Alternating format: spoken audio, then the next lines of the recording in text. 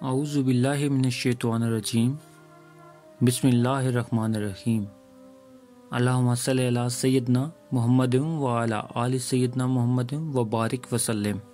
لاکھوں کروڑوں درود پاک خاتم النبیین حضرت محمد مصطفیٰ صلی اللہ علیہ وآلہ وسلم پہ۔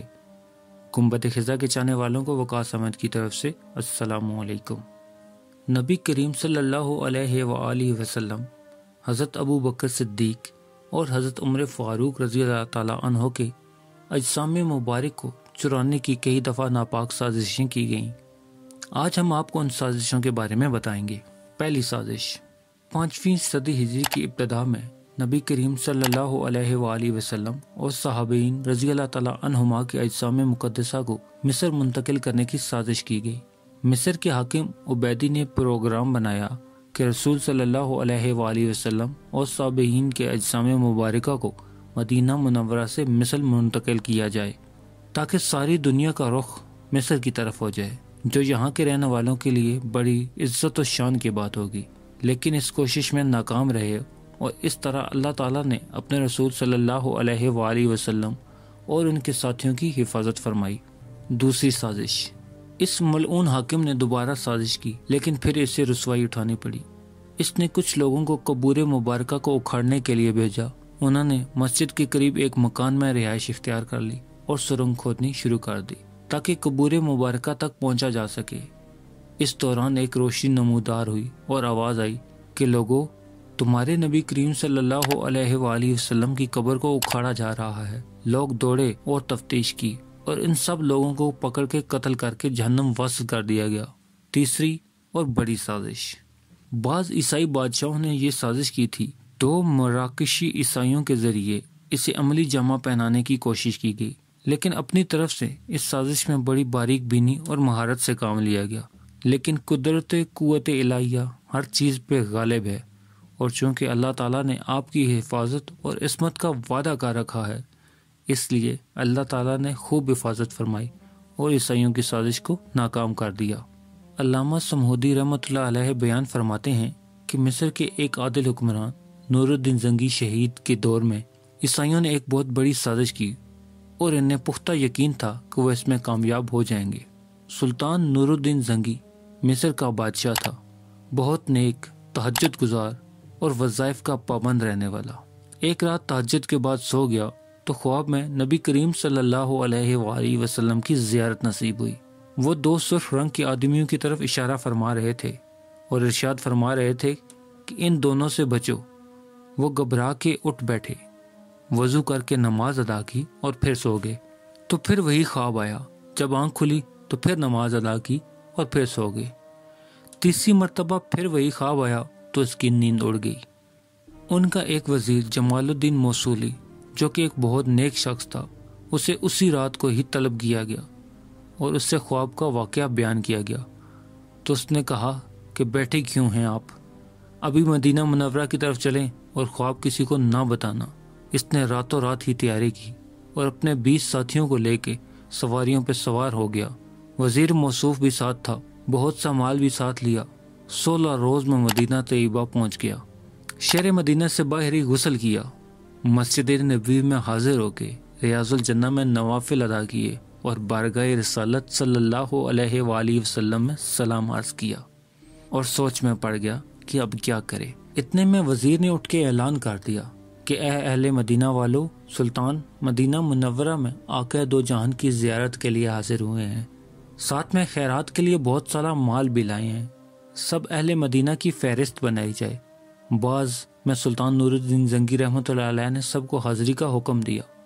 جو شخص حاضر ہوتا بادشاہ اسے بڑے غور سے دیکھتا تاکہ ان لوگوں کو پکڑا جا سکے جن کی شکلیں نبی کریم صلی اللہ علیہ وآلہ وسلم نے انہیں خواب میں دکھائی ہیں۔ سب اہل مدینہ طائف لے کے چلے گئے، لیکن وہ بدبخت انسان نہ ملے جن کی شکلیں آقا دو جہان صلی اللہ علیہ وآلہ وسلم نے دکھائی تھی۔ اب سلطان نے پوچھا، کوئی باقی تو نہیں رہا؟ سب نے کہا، نہیں سلطان۔ کہا، سوچو اور غور کرو۔ آخر لوگوں نے بتلایا، اور تو کوئی نہیں، صرف 2 مراکشی بزرگ ہیں جو کسی سے کچھ نہیں لیتے، وہ بڑے نیک اور امیر لوگ ہیں، محتاجوں کو بڑا صدقہ خیرات دیتے ہیں، ہمیشہ روزے رکھتے ہیں، تہجد گزار ہیں، ریاض الجنہ میں نماز ادا کرتے ہیں، ہر صبح بارگاہ نبوی میں سلام پیش کرتے ہیں، روزانہ جنت البقیع میں حاضری دیتے ہیں، ہفتے میں ایک دن مسجد القباء جاتے ہیں۔ الغرض اہل مدینہ نے ان کی بہت تعریف کی۔ بادشاہ نے یہ سب سن کے سبحان اللہ کہا اور ان کو بلانے کا حکم دیا، تو انہوں نے کہا ہم دولت مند ہیں، صدقہ قبول نہیں کرتے۔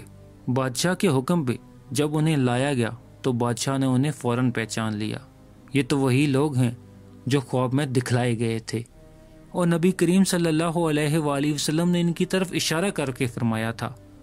بادشاہ نے پوچھا کہاں کے رہنے والے ہو؟ تو انہوں نے بڑی چالاکی سے جواب دیا کہ ہم مراکش سے حج کے لیے آئے تھے، اس سال حضور صلی اللہ علیہ وآلہ وسلم کے پڑوس میں رہنے کا ارادہ کر لیا ہے۔ پھر بادشاہ نے کڑکدار لہجے میں پوچھا سچ بتاؤ؟ تو خاموش ہو گئے۔ پھر بادشاہ نے ان کی رہائش کا پوچھا تو بتایا گیا کہ وہ حجرہ شریف کے قریب جو مسافر خانہ ہے وہاں رہتے ہیں۔ بادشاہ انہیں پکڑ کے مکان میں لے آیا، وہاں بہت سارا مال پڑا ہوا تھا۔ بادشاہ اکیلا مکان میں داخل ہوا اور سارے حجرے کو غور سے دیکھنے لگا۔ ایک سمت دری بچھی ہوئی تھی۔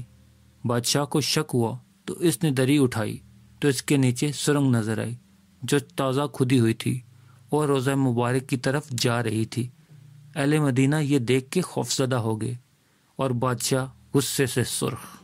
بادشاہ نے انہیں مارنا شروع کر دیا اور بادشاہ کا غصہ تھا کہ بڑھتا ہی جا رہا تھا۔